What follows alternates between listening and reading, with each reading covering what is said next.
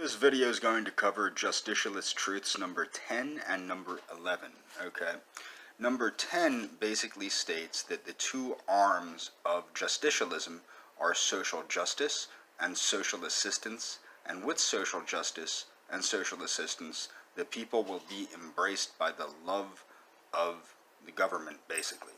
Now, the reason this is important to understand is this.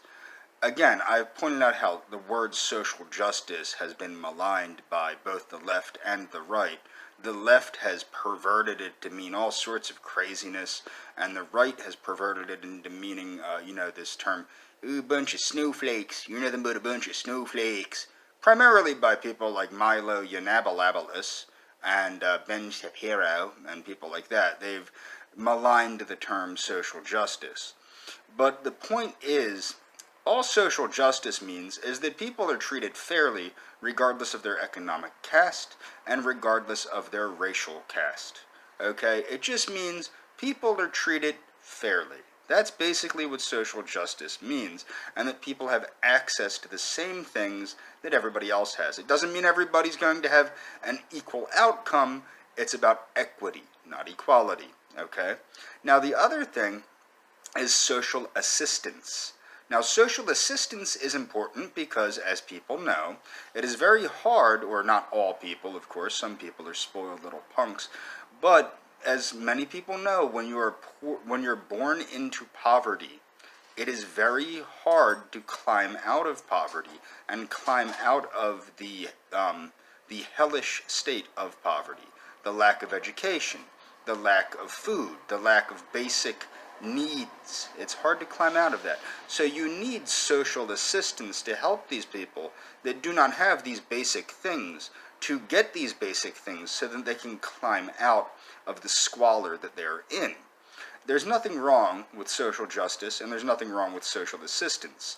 What makes them bad things is when they're maligned or when they're perverted. One of the things that has perverted social assistance in the United States is the abuse, both by people that are abusing it, but more so how the liberals have started to use social assistance as a way to breed a voting bloc in many ways. And that's very wrong. It's almost being used as a way to promote dysgenics. The other thing that's the problem is the way that conservatives and others, not just conservatives, but how it's been privatized and how not-for-profits have been able to make money and enrich their executives on government money and not provide great services. That's why you need more direct-to-consumer stuff from the government. Now, the other thing, number 11, was justicialism wants national unity and not a struggle. Now, this differentiates it from, say, Marxism, which is all about the struggle. Get the struggle going. No, it wants national unity.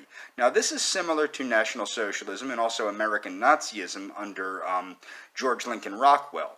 Nobody was trying to cause any problems. Nobody wanted to cause a problem. What we wanted was a nation that operated in unity and operated for the benefit of the people. Okay, the other thing is, it states we want heroes and not martyrs. Okay, justicialism wants heroes, living heroes, mind you, not martyrs. And this is important to understand, especially with this new craziness with the alt-right and these paranoid, delusional wackadoodles that are running around. Okay, the thing is, you see these mass shootings, for example, that Tree of Life synagogue bullcrap that just happened. Whether or not that was really what happened or not, I'm not going to get into that. I have questions myself. But the thing is this. That sort of thing would not happen if people understood that they needed to be living heroes instead of martyrs. Now, what would a hero look like? A hero is somebody that gives of themselves to the community, to their neighbors, to the people. This is one of the things that's humorous about, say, liberals or communists. I've seen many a liberal or many a communist say, well, the government needs to do more for everybody in my neighborhood. Okay? Now, people, or my favorite, for these poor people that live in the community next to mine. But you never see these commies Or these liberals go, you know what, I have a lot of extra money, a lot of extra pocket money. Okay, maybe I could go volunteer. Maybe I could go fund, I don't know, a soup kitchen. Or maybe I can get me and my commie friends together and we could aid in the well-being of these people in some way, shape, or form.